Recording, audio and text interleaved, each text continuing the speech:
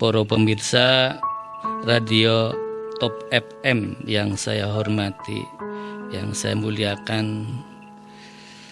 Bismillahirrahmanirrahim. Yuqalu shamu salasa darajatin, as-shaumul awam was-shaumul khawas was-shaumul khawasul khawas. Amma shaumul awam faqafal batna wal farja an qada'is sahwati. Jadi dikatakan bahwa puasa itu ada tiga tingkatan. Yang pertama adalah puasa shaumul awam, yaitu puasanya orang awam. Yang kedua adalah puasa khusus, orang yang khusus, shaumul khawas. Yang ketiga adalah shaumul khawasul khawas, puasa orang yang khusus, lebih khusus. Yang dimaksud dengan puasa awam yaitu puasa hanya sekedar mencegah dari apa yang membatalkan, terutama yang kemarin disebutkan yaitu hal-hal yang membatalkan yang berkaitan dengan masalah-masalah jasmania, yaitu mencegah dari badan sesuatu yang membatalkan puasa ataupun mencegah daripada hawa nafsu saja. Kemudian yang kedua adalah khawasul khawas, yaitu puasanya orang yang soleh. Di samping dia itu melaksanakan puasa, juga meninggalkan hal-hal yang membatalkan pahala ataupun fadilah puasa. Jadi ada peningkatan satu tingkat lagi.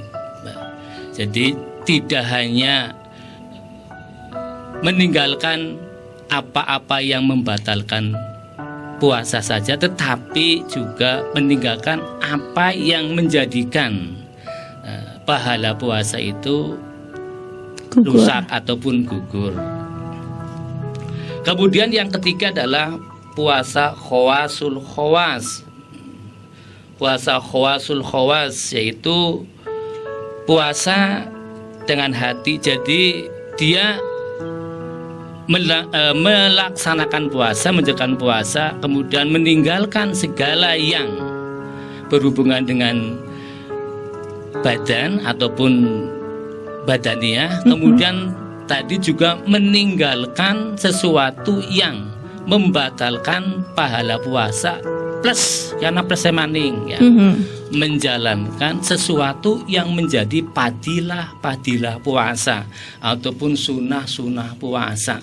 Karena memang dalam puasa itu disebutkan sudah ispada apal kabeh ya, sahrul rahmat, sahrul amal, sahrul barokat dan lain sebagainya. Lah semuanya itu kemudian dilaksanakan. Jadi tidak hanya puasa menahan lapar, dahaga dan lain sebagainya, tetapi juga menjalankan amalan-amalan puasa. Jadi tidak hanya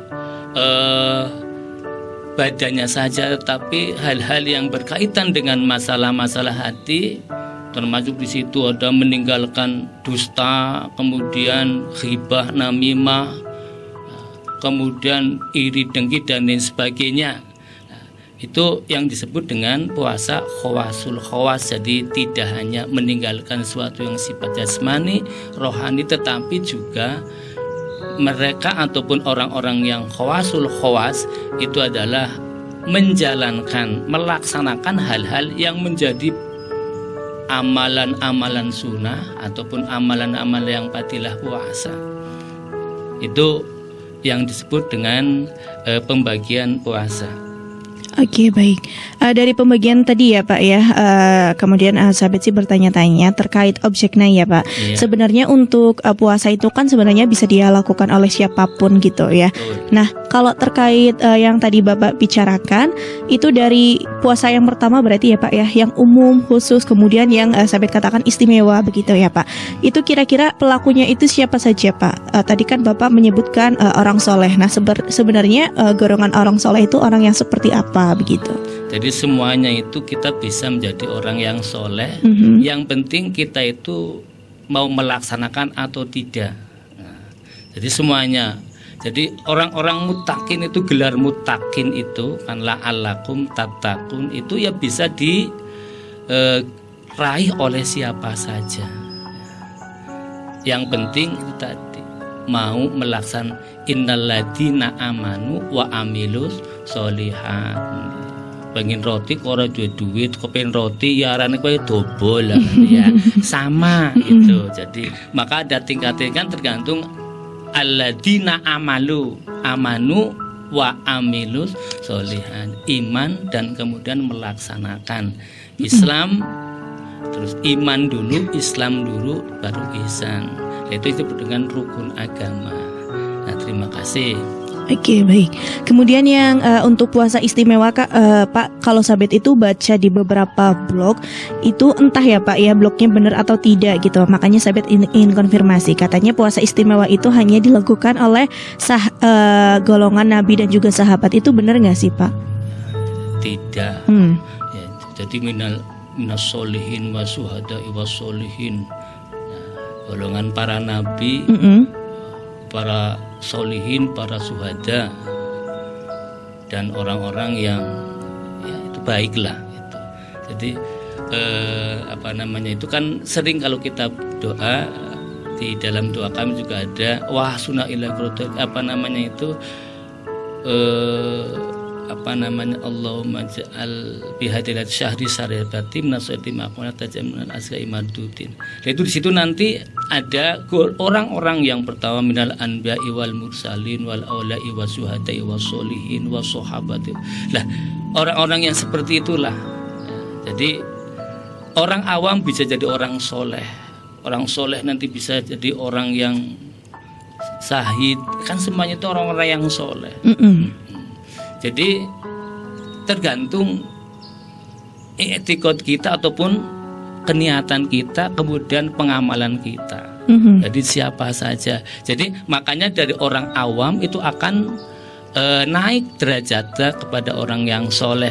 Otomatis dari derajat itu kemudian orang akan mendapatkan satu kemuliaan derajat di sisi Allah Subhanahu wa Ta'ala. Jadi tidak hanya ya itu tadi karena dari orang awam, kemudian karena dia itu berusaha, terus Allah memberikan derajat jadi orang-orang soleh secara otomatis begitu. Oke, jadi untuk label soleh itu hanya Allah ya Pak ya yang menilai ya. Jadi kita tidak berhak untuk mengklasifikasikan si A soleh, si B tidak soleh begitu ya Pak ya. Oke, kemudian saya juga membaca di beberapa artikel katanya itu dulu pada zaman sahabat itu para sahabat itu mengikuti puasa ini dengan cara berdiam diri di masjid gitu ya Pak ya. Betul Pak, apakah itu benar adanya begitu? Ada. Jadi ada beberapa macam sahabat. Jadi ada yang berpuasa dengan cara berdiam diri, kemudian itikaf dalam masjid dengan ud'u ila sabil rabbika tadru'an wa khufyah. Jadi minta kepada Allah zikir dengan cara yang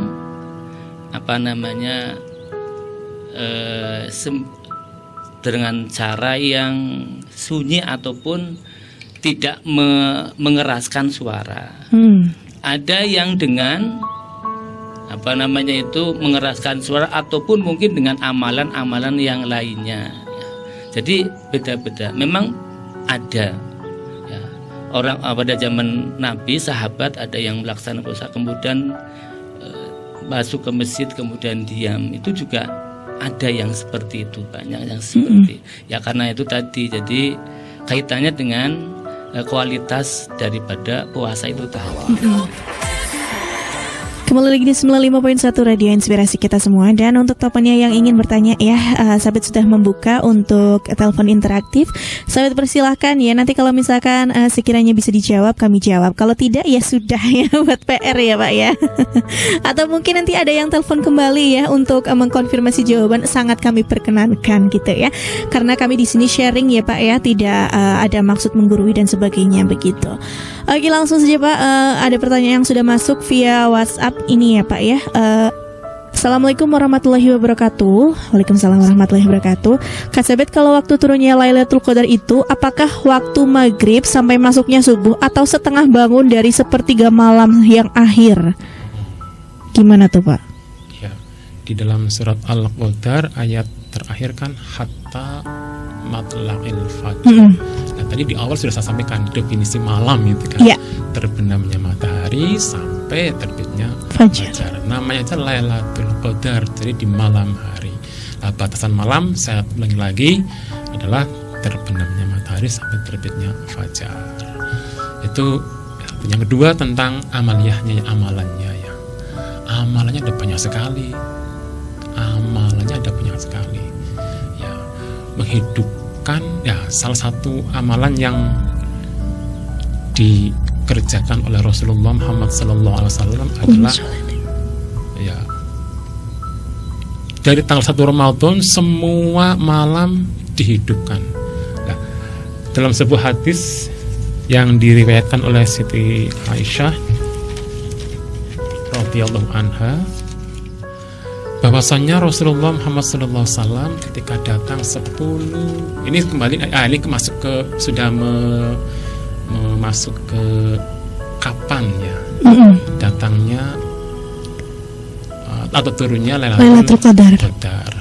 Nah, salah satu amaliyah yang dilakukan oleh Rasulullah Muhammad SAW ketika 10 hari terakhir di bulan Ramadan, beliau menjalankan iktikaf. Ya, di sana disebutkan syadda mi'zarohu. Rasulullah syadda mi'zarohu itu mengencangkan sarungnya. Yang kedua, ahya lailahu, menghidupkan malam 10 hari terakhir bulan Ramadan. Dan yang ketiga, wa aiqadha ahlahu, dan membangunkan keluarganya. Di 10 terakhir itu maksudnya amaliyahnya lebih meningkat. Jadi tanggal 1 sampai tanggal kalau sebelumnya 29 kalau 30 itu tidak kendor amaliyah ibadahnya. Katakanlah di kita saat 5 waktunya canda kabeh lah gitu ya.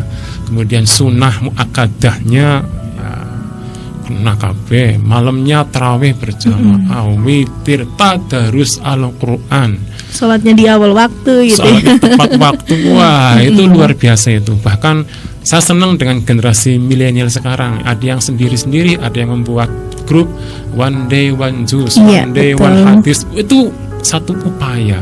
Nah, di 10 hari terakhir di bulan Ramadan, amaliyah itu semakin ditingkatkan. Di sana dijelaskan bahkan Rasulullah syidda mi'zaru, mengencangkan sarungnya. Yang dimaksud di sini adalah Rasulullah tidak, mohon maaf, menggauli istrinya. Sehingga itu apa waktunya? Waktunya untuk iktikaf. Iktikaf itu apa sih? Berdiam di masjid dengan tujuan taqarrub kepada Allah dengan niat, tetapi ya, kalau tanpa niat nanti musprom badir. Gitu ya. Iya. Kemudian apa? Ahya lailahu, menghidupkan malamnya dengan sholat, dengan zikir, ya, dengan tadarus Al-Quran sampai fajar. Dan wa ayqadha ahlahu, bukan hanya sendiri Rasulullah, tetapi juga mengajak keluarganya. Wa ayqadha ahlahu, membangunkan keluarganya untuk ikut beriktikaf. Saya kira itu jawabannya Mbak di Sabit ya. Oke, itu dia ya. Mungkin kita bisa menirunya begitu ya untuk Ya Rabbal Alamin. apalagi ini kan sudah kayaknya udah hampir 10 hari lagi udah mau lebaran ya Pak ya. Jadi bisa banget untuk Top Mania dicoba gitu ya. Kan nggak ada salahnya. Kalaupun memang belum Lailatul Qadar, ya nggak apa-apa, pahalanya juga bagus ya Pak ya. Apalagi kalau dilalah pas Lailatul Qadar. Qadar ini ada 2 kebahagiaan bagi orang yang berpuasa, yaitu kebahagiaan ketika berbuka dan juga kebahagiaan ketika nanti bertemu dengan Tuhannya. Oke. Dan sampai jumpa, sahabat, pamit undur diri. Wassalamualaikum warahmatullahi wabarakatuh. Misi